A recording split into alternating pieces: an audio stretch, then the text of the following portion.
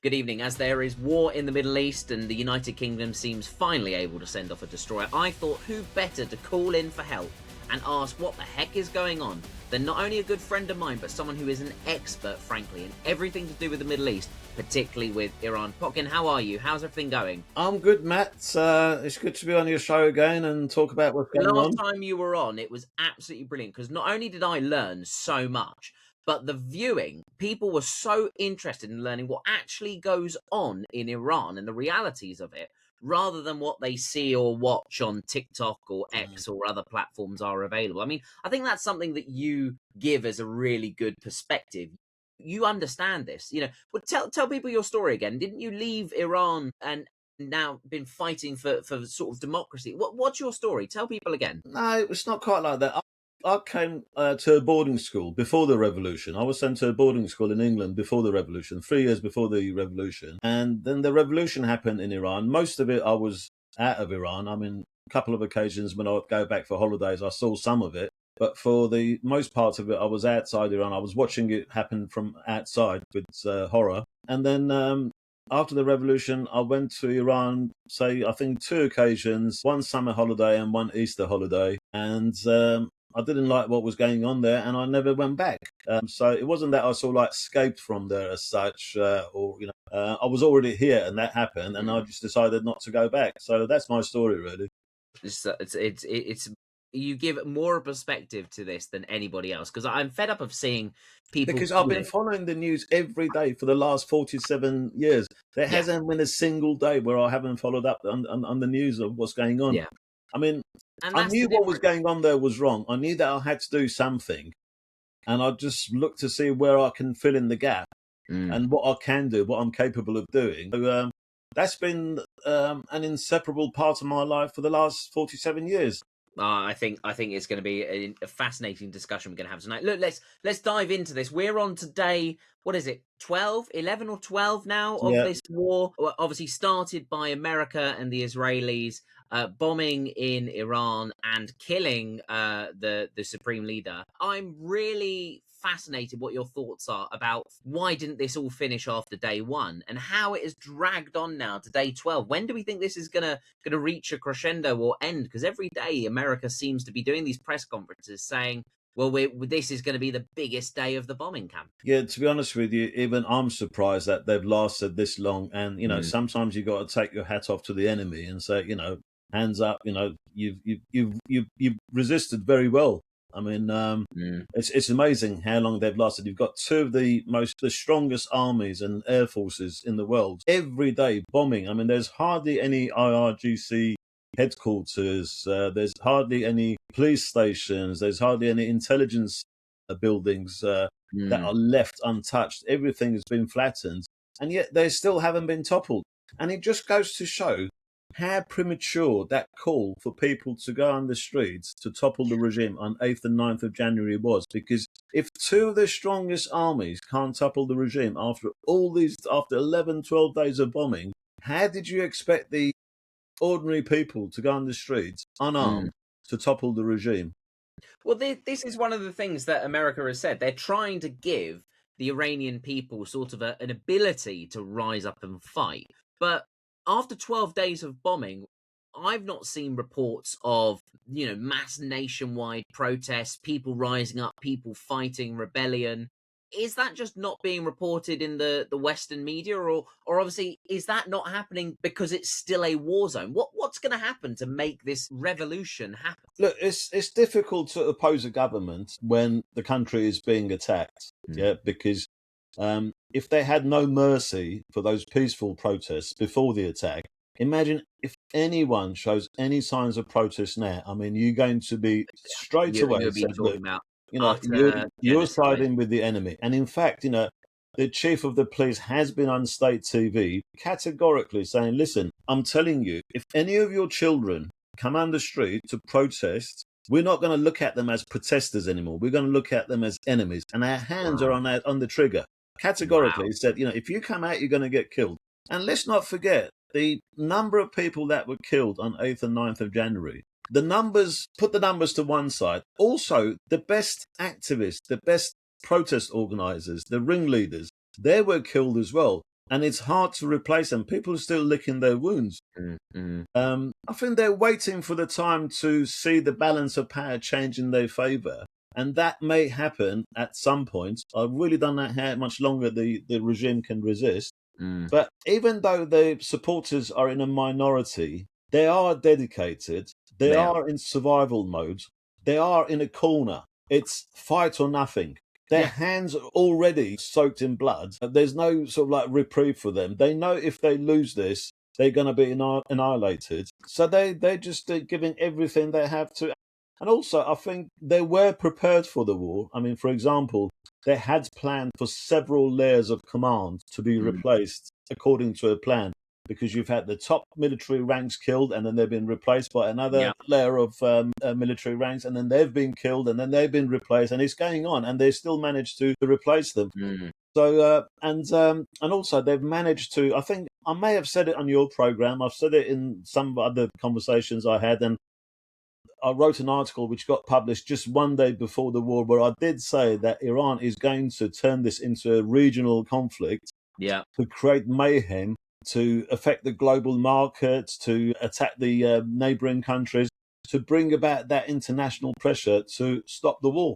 And so far, despite all the hits that they've taken, they've managed to do it. It's crazy. Speaking of new leaders, someone has obviously been replaced, and that is Khamenei with his son, effectively. I mean, talk about a mid-season transfer. What does? Surely this is a job that no one wants. No one wants to take over as the supreme leader of Iran in the middle of a war against America and Israel. Surely the guy's a dead man walking. I wrote an article in 2024 that was published in the American Spectator. And I said that the next leader is going to be Mujtaba. It was the first time that I saw some tangible signs that he's preparing for succession, right? But even I thought, given the conditions, they may go for someone else. I wasn't sure. But the thing is, he's been announced as the next leader. When was it? 3 days ago? Yeah. As we were speaking? No one's seen him, though. Since then, there hasn't been no videos of him, no audio files, no even a text message or anything, not even a picture, right? And what's making it worse is their attempts to create some AI-generated videos, Well, which is did so you see obvious. there was a cardboard cutout of him at sort of like a conference, and what Trump did, fantastic. This is had a cardboard version of him in the White House. I mean, the guy. Surely, I had read. I don't know how true this is, and maybe you might be able to shed some light. I had read that 2 other people had been sort of approached or offered the role within the IRGC ranks, and turned it down, knowing that it would paint a target on their back and they'd be dead within a week. I mean, is it frankly he was the last chance they had? He sort of had to take it, given he's the son. Surely he is a dead man walking. The supreme leader has got to be a cleric, so he couldn't be from the IRGC ranks. But as before the news was announced that he's the next leader, there were some members of the Assembly of Experts, who are this group of octogenarian clerics who decide the next supreme leader, supposedly, according to the constitution. And they were sort of like saying that, 2 people have been shortlisted and they've both declined and we're trying to pursue them and that sort of thing. And then constantly there was like one of them after the other saying that, we must hurry up about choosing the next leader. This can't wait any longer. And then all of a sudden there was a hint from one of them saying like the next leader has been decided and the name of Khamenei will live on. At that point, I was pretty sure it was going to be Mujtaba. Again, having said that, since that news announcement, we don't know. We haven't heard anything. I understand the security concerns that you just mentioned. I don't expect him to come and give a sermon to an audience. I don't expect him to come to the state TV. A photo of him, just a photo, with some flowers, or a photo of him in a command room, or something like that. Look, just his voice down a telephone landline, to give some sort of message, an audio file, something. This can't go on for longer. And do you think? I've seen. I mean, it may well be conspiracies, but do you think the conspiracies online are true? That actually the guy's already dead.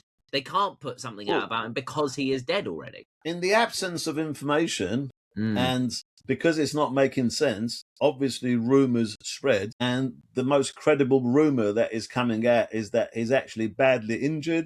He's in hospital. and he's actually under a ventilator, and he doesn't even know he's been selected as the next leader. Blimey.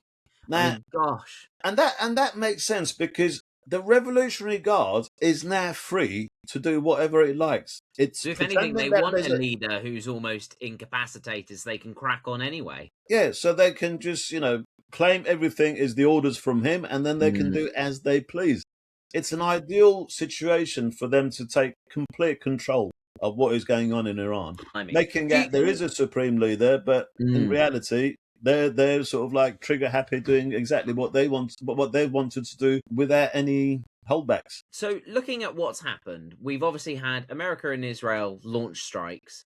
There was that crazy first 24 hours where Iran just seemed to launch strikes everywhere, hitting hotels in Dubai, hitting bases all around the place. I mean, absolute regional conflict just spilling over. What's happened since? Because I've seen moments where oil fields are getting bombed almost, or this hasn't been as straightforward for the Americans as people might have hoped. There have been some mistakes, haven't there? Yeah, so to begin with, most people that were opposing the regime, they were welcoming the attacks. Don't forget, the attacks came after that massacre. So in a Correct. way, that massacre sort of like gave justification for the attack, and it provided the population's support for the attack.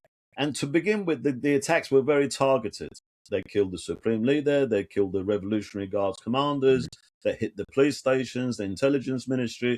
People didn't have a problem with that, and most people were supporting the attacks. But as with any war, there are unpredictable things that happen during a military conflict.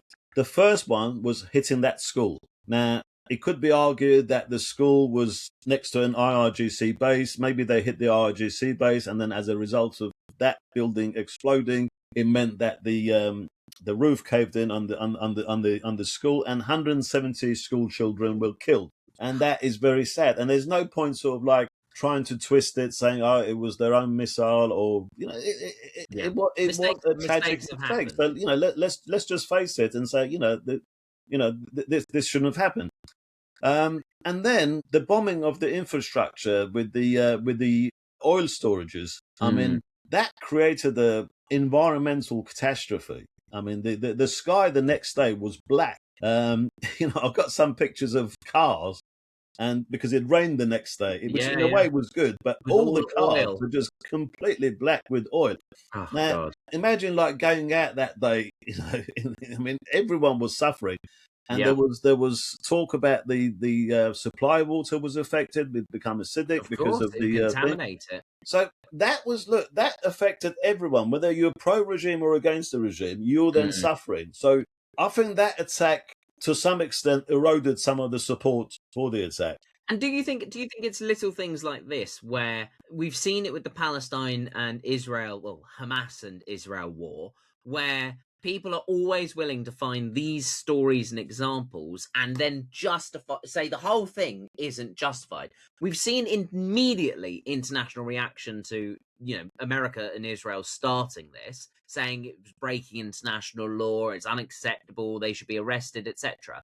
Do you think things like this, where there are mistakes of war, there are mistakes of conflict, do you think things like this make the case even harder to justify the Well, it's like saying, is the war against the Nazis in Germany to topple Hitler, was it justified? And you say, yes, it was justified. And you start listing all the tragic mistakes that happened. This is war, unfortunately. Look, war is not a good thing. People die in war. People die in war. And, that's why we should avoid war at any cost.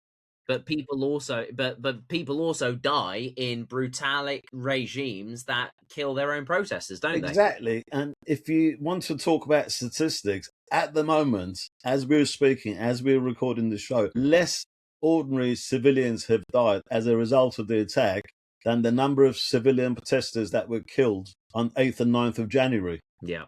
But the thing is, that there will be those corners of society that will dispute those, will say that all of the IRGC soldiers who've died are also innocent civilians as well. I mean, we've had in the UK protests in favour of the Iranian regime against the actions that America and Israel are taking. and mourning the loss of the supreme leader. I mean, I personally don't understand what the heck's going on. I was on Talk TV and GB News, and I was just saying, I'm sorry, but no one should be mourning the death of a despotic regime ruler like he was. But also, where were these people beforehand? Where were these people months ago, years ago, standing up for the Iranian people who were protesting and being shot for doing it? Yet they now get to protest in this country for the people who are shooting the protesters there. It makes no sense.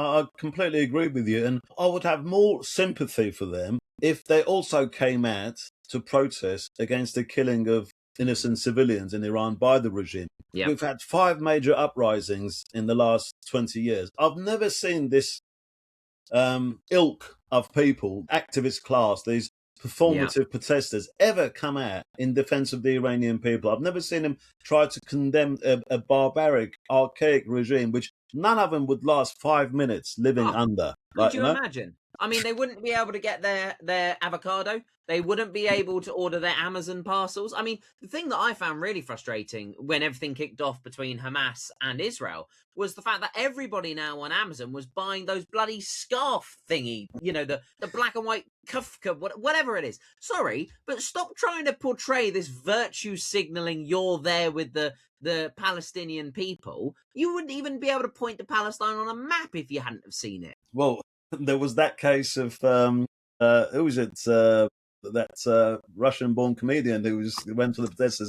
He was asking them which river, which sea do you mean, and they couldn't. I mean, I predict a lot of people wouldn't be able to point to A, Iran on a map, or B, if you put Iran and Iraq next to each other, couldn't tell which was which. That is the difference. People nowadays learn their information through clicks, through social media, and through videos. They don't sit down and have proper conversations or do research. And they definitely don't speak to people like you who know what is actually going on and the truth from experience. And you mentioned those scarves, the kafirs that they wear. Where are these kafirs mostly made? Most of them are made in China. Brilliant.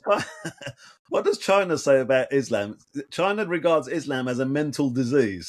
It puts Muslims, Uyghurs, into concentration camps, into where they brainwash them again, where they sort of like they retrain their minds against. I know. How does that make sense? Well, I think some of these people who are choosing to conveniently protest when works for them are mentally questionable. But anyways, let's move on before we get cancelled. Speaking about Britain, right? I think this almost sums it up.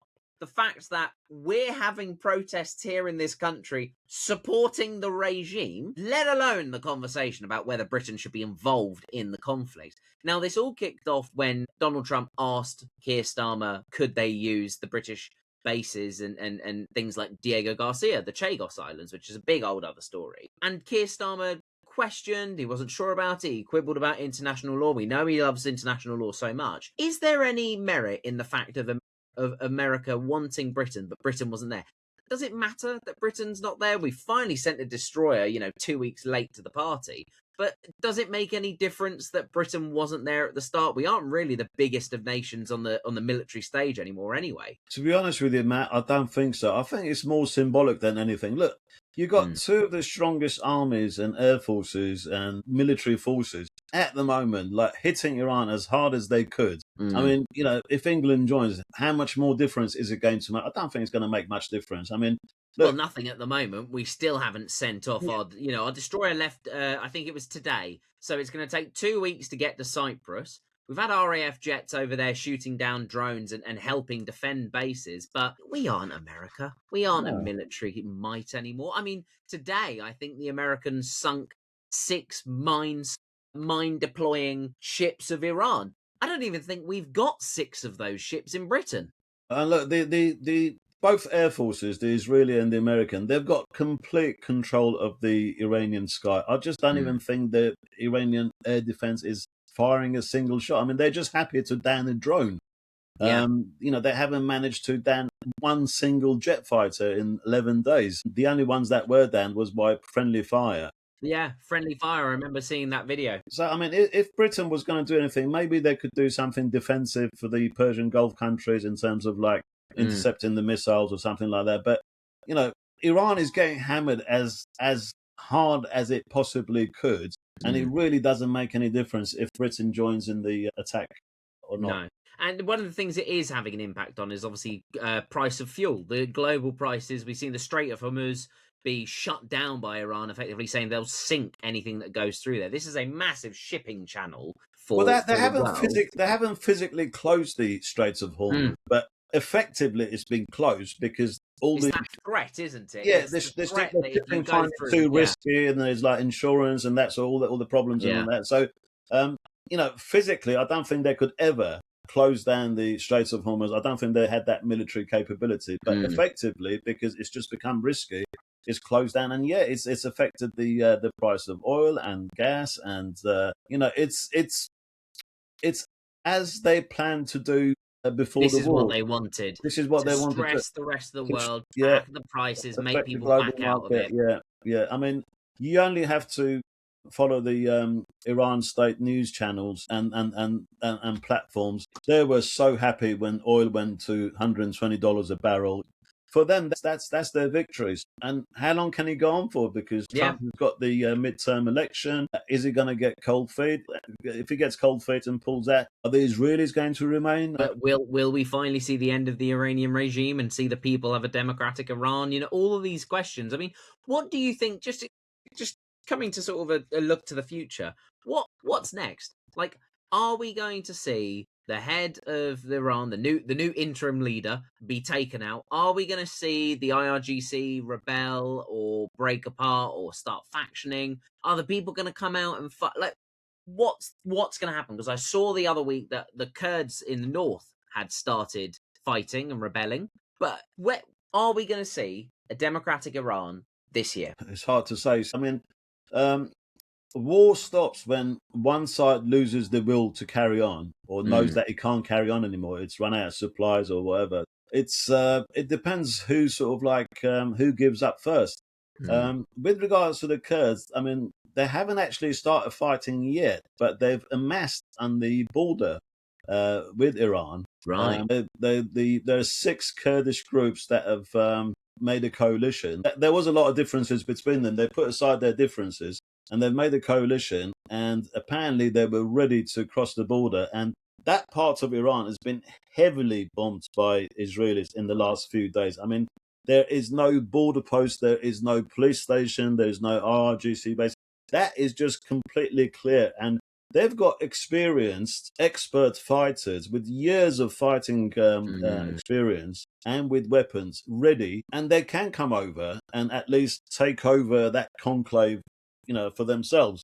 The problem is they will never appeal to the rest of Iran. Their appeal No. will be limited to that region, and it's questionable whether all the people in that region support them either. This is the problem. So you've got several contenders for the post-Islamic Republic. They've all got advantages and disadvantages. So, for example, with the Crown Prince, he's got more appeal throughout Iran, but he doesn't have an organization on the ground and he doesn't have an army of experienced fighters with weapons. And he seems to fall foul of pranksters who portray themselves as, what was it, Adolf? Or, I mean, was that real? Was that really real? I'm so confused by those Russian pranksters. Unfortunately, it was real, and I think his PR team should take responsibility and say, look, we should have vetted this. Yeah. We made a mistake. I mean, Justin Forsyth, who was the Tony Blair advisor, Gordon Blair advisor, is seen in that video. Right. So I don't know if Tells you everything. I don't know if he arranged it or he stopped it. I don't know, but there was someone in that team of advisors that you see in that video. Yeah. Must have been responsible for setting up that interview and not vetting it properly. I saw that and I went, did you not even check that the guy was actually part of I think they said the European Union. Did you not check that the guy actually was? Like, seriously? And then to fall foul of someone who calls himself Adolf and has a tiny mustache. Like, come on. Like, that is I'm amazed that hasn't gone more wide. It's gone quite far, but I'm amazed that that's not, maybe the less said the better, I think, is the approach. Yeah, I think seriously, instead of his PR team just remaining silent and ignoring it, because a lot of people have seen it. Even I don't know how viral it's gone, but I know that a huge number of people have seen it, and it's playing to the regime's hands. and they should take responsibility. I mean, this, if you employ a PR team Yeah. and they make a And they gaffe mess like up. that, they have to put their hands up and say, "Look, we made a mistake." At least try to exonerate the person that you're working for. Correct. Correct. And also, you could spin it and say, look, yep, we made the mistake, but it shows he is willing to speak and to get out there and to start talking about the future of Iran. Yeah, I mean, we've seen all the different groups sort of coming up. Everyone's declaring themselves now as the interim sort of leader of Iran. Frankly, at the end of the day, it's down to the people of Iran who takes over. And my God, I hope that we get there. Honest predictions, how many more days is this war going to go on for? really can't predict it. Really can't predict Come it. on, put a number on. You were Right, wrong about who was going to take over as okay. interim manager till the end of the season. So come on. Right, I'll tell you. Let me give you some of the real news first. Right, I was in a press briefing the other day, and there was a panel of three Israelis that were, talking about how the war was going, and there was a lieutenant colonel from the southern border, the Lebanese border, who was on the panel, and Iran's interest is to prolong the war, and he was saying that the number of missiles being fired at Israel from Iran is far less than during the 12-day war. So he Yeah. was saying when we talk about barrage of missiles, I mean, a barrage is normally less than 4 missiles. Yeah. But they are cluster missiles. Yeah. And they're specifically aimed to create as many civilian casualties as possible. Yeah. Right. So the reason Iran is firing less missiles is because they want this to last longer.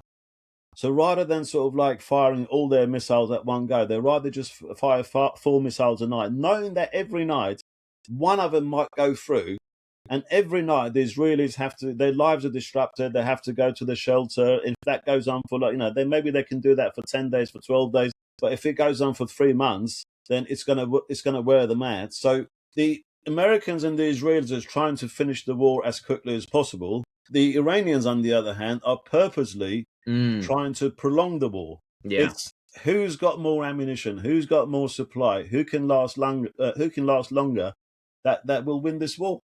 It's But he ridiculous. did actually say that the number of rockets and missiles fired by Hezbollah from South Lebanon to Israel, those numbers are high. Wow. And it's amazing that even though South Lebanon should have been, according to the ceasefire, should have been free of Hezbollah troops, and in fact Hezbollah should have even been disarmed, according to the ceasefire, but they're still firing from South Lebanon into Israel, and it's a lot of missiles coming from there. But from Iran, they're just going at a steady rate because they just want to prolong the war. But also, it's not just the number of missiles. I mean, the launchers as well. They've destroyed a lot of the launchers as well. Now, the ratio of the launchers to missiles is about 1-10. If they don't have any launchers, it doesn't matter how many missiles they Doesn't have. matter how many missiles you got, you can't throw them. You can't throw them, yeah. So, I mean, I think the mathematics of it says that, if anything, Iran will run out of ammunition and supplies. But another amazing thing is, until my last contact with Iran, people were saying that there was long queues at the petrol stations after the bombing of the oil storages and that. But the food chain supply is still good. The shops are still full of food. They're not empty. It's very expensive. Maybe a lot of people can't afford to buy the food, and they had taken provisions before the war, so they could last for a while. But Have you got any intel on sort of what morale is like in Iran? Are people thinking this is it? We've just got to bunker down and wait for it to be over, or are people thinking no, they're sticking on? How on earth is this regime still around? now, looking back at the previous uprisings, with every crackdown, with every massacre, it takes a long while for people to find the courage to come out again. They really have to see the balance of power shift in their favour. They have to see defections from the military ranks. They have to see the Basijis and the That's what we IRGC need next. We running need the away. IRGC Yeah, starting to yeah. break apart. And that hasn't happened yet. I think when that happens, maybe that will encourage them to come on the streets and to take over. But they're holding steady at the moment because, like I said, they are in survival mode. They know it's live or die. Yeah. There is no other option for them, and they're giving as good as they're getting. Well, I know that we are absolutely behind the Iranian people in their fight for freedom, democracy, and peace in the Middle East. I know also that we're both massively behind our armed forces who will be heading out there, and certainly all the servicemen and women of the Americas, Israel, all of the good guys who are out there trying to bring about peace and democracy. You know, I'm sure we salute you and wish you all the best. Look, Potkin, I'm very grateful. I think you are an expert in so many fields, but particularly this. And I'm going to talk about this as well, Matt. Go on, Yeah, have I got time? go on. What is this beautiful blue book that Right. you have? So this morning I went to an event. It was Lord Wolney. He's produced this 100-page report Right. about the Iranian regime's abuse of the UK charity systems. And you've read all 100 pages, I presume. I haven't read all the 100 pages, but I mean, I have been going on about the abuse of the Iranian regime from the charity sector in UK. You know, that's a very good point, because isn't there's something like Billionaires Row here in the UK, funded massively by Iranians, and also, as you say, not only abusing the charity system, but still we have groups like the IRGC with proxies here in this country. That is actually a really good question. We still haven't prescribed the IRGC in the UK.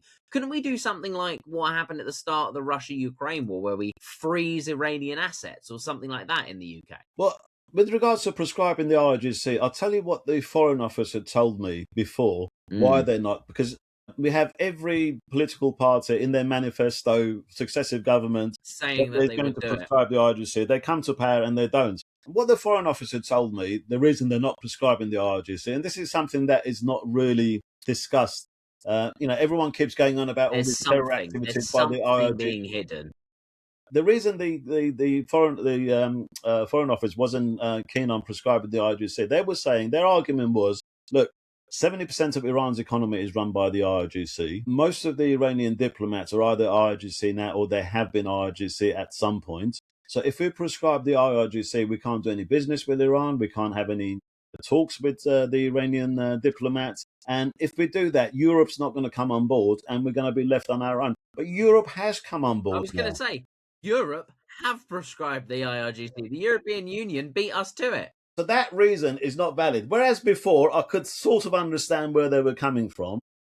I think, I don't want to suggest there's a conspiracy, but I think there is something behind the scenes that is a crucial reason why we can't prescribe Iran, the Iranian regime, because of this. There is some deal or there is something going on. I'll tell you what it is, Matt. It's lack of political will.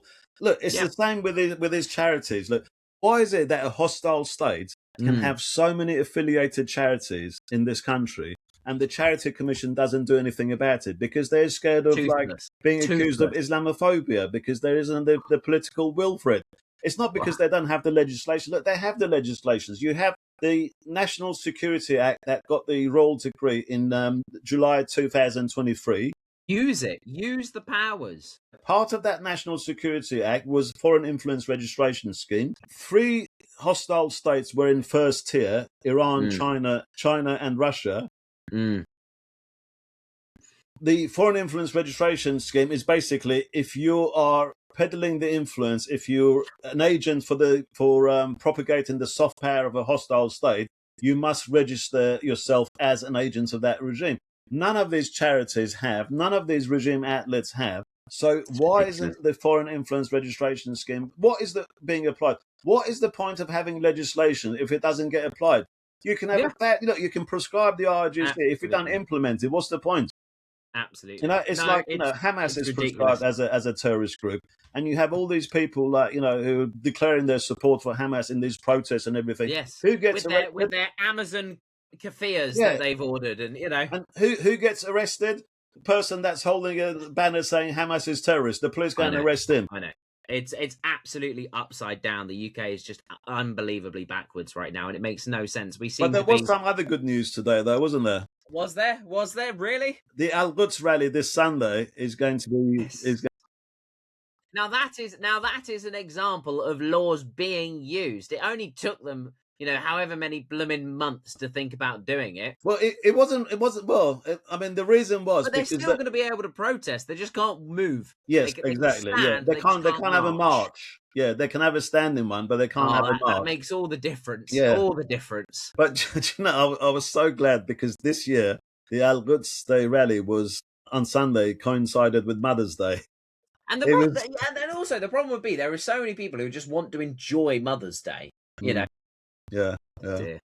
Well, fingers crossed. Well, look, if you're planning to go to the protest on the weekend, may I suggest you don't? And if you really, really want to go and support the Iranian regime, why don't you pop on a flight over there and go support them? Exactly. My God, I'm honestly so fed up with people caring more about things happening in other countries and not about what's going on in this country. The fact that we have got people in this country mourning the death of the supreme leader of Iran, mourning what is going on over there, when all that is happening is people are fighting for democracy, for freedom, and for the rights that people in this country get to enjoy every single day. I think it's ridiculous, it's disgraceful, and it's disgusting. And as you say, people can buy their kafirs off Amazon to blend in. I bet you they couldn't point to Iran on a map. I bet you they couldn't point the flag out in a lineup. I bet you they couldn't even spell Persia. It's ridiculous. I find it utterly two-faced and infuriating. But less about that. Sums up what being a useful idiot is, really, isn't it?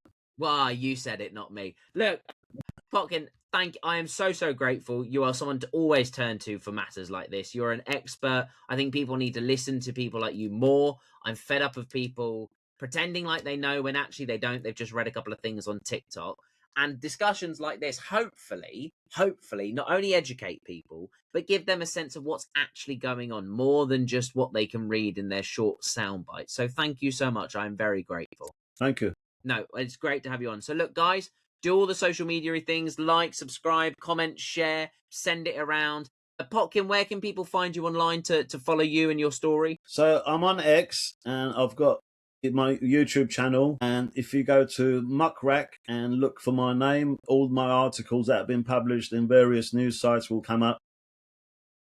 Awesome. Make sure you do. Look, thank you so much. I'm really grateful. Have a wonderful evening. To everyone over in Iran, keep the fight, keep going.